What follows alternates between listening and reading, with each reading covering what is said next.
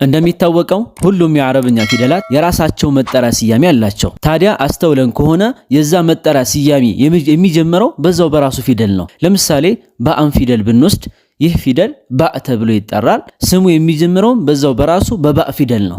ለምሳሌ ይህ ፊደል ኑን ፊደል ተብሎ ይጠራል። ስሙም የሚጀምረው በማን ፊደል ነው? በዛው በኑን ፊደል ነው የሚጀምረው። ይሄ ሁሉም የአረብኛ ፊደላቶች ላይ የሚሰራ ህግ ነው ከአንድ ፊደል በስተቀር። እሱም ማን ነው? አሊፍ ፊደል ነው። አሊፍ ፊደል ስሙ አሊፍ ነው የሚባለው። ነገር ግን ስሙ የሚጀምረው የመጀመሪያው ፊደል አሊፍ አይደለም፣ ይልቁንስ ሐምዛ ነው። ስለዚህ ስሙ በአሊፍ የሚጀምር ፊደል የለም ማለት ነው። ጥሩ ጥያቄው እዚህ ላይ ነው። ታዲያ በአሊፍ የሚጀምር ፊደል ያላገኘነው ለምንድን ነው? በአሊፍስ መጀመር ይቻላል? ሐምዛ ማለትስ ምን ማለት ነው? በአሊፍና በሐምዛ መካከል ያለው ልዩነትስ ምንድን ነው? ይህን ማወቃችንስ የቁርአን አቀራራችን ላይ ምን አይነት ለውጥ ሊያመጣ ይችላል? ወይም ደግሞ ምን ትርጉም አለው? ለነዚህ ሁሉ ጥያቄ መልስ ከፈለግን መልስ የሚገኘው በአሊፍና በሐምዛ መካከል ያለው ልዩነት በደንብ ጠንቅቀን ስንረዳ ነው። ስለዚህ እስኪ ልዩነታቸውን እንመልከት። ከዛ በፊት ግን እነዚህ ሁለቱም ፊደላቶች ምን አይነት አቀማመጥ፣ ምን አይነት ቅርጽ፣ ምን አይነት አመጣጥ እንዳላቸው እንመልከት። ከአሊፍ እንጀምር። በመጀመሪያ ደረጃ አሊፍ ፊደል በቁርአን ውስጥም ይሁን ከቁርአን ውጭ ባሉ ጽሁፎች በአጠቃላይ አራት አይነት ቅርጾች ወይም ደግሞ አራት አይነት አቀማመጦች ይኖሩታል። የመጀመሪያው አሊፍ ፊደል ከላይም ሆነ ከታች ምንም ምልክት ሳይኖራት ራሷ አሊፍ ብቻዋን ስትመጣ ነው። ለምሳሌ ቀራር የሚለው ቃል ላይ እንዳለችው ማለት ነው።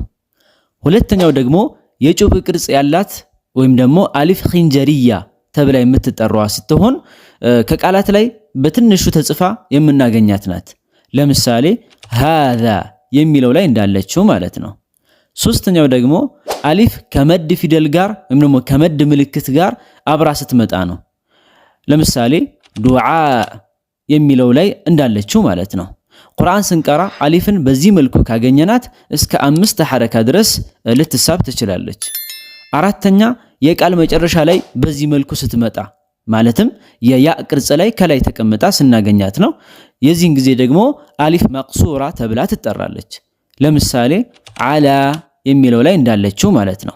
እዚህ ላይ የዚችን የያ ቅርጽ ወይም ደግሞ የዚች ነጥብ የሌላት አሊፍ የምትቀመጥባት የያ ቅርጽና ያችኛይቱን ዋናዋን የያ ፊደል ልዩነታቸው ምን እንደሆነ በሌላ ቪዲዮ የምናይ ይሆናል። በጥቅሉ እነዚህ ሁሉም አራቱም ቅርጾች ወይም ደግሞ አቀማመጦች አሊፍ ተብለው ይጠራሉ። ወደ ሐምዛ ደግሞ ስንመጣ ሐምዛ 5 አይነት ቅርጾች ወይም ደግሞ አቀማመጦች ይኖራታል። የመጀመሪያውና በብዛት የሚታወቀው ሐምዛ ከአሊፍ ከላይ ወይም ደግሞ ከስር ተቀምጣ ስትመጣ ነው። ለምሳሌ አዕራቦ ሐምዝ ከላይ ስትመጣ ማለት ነው።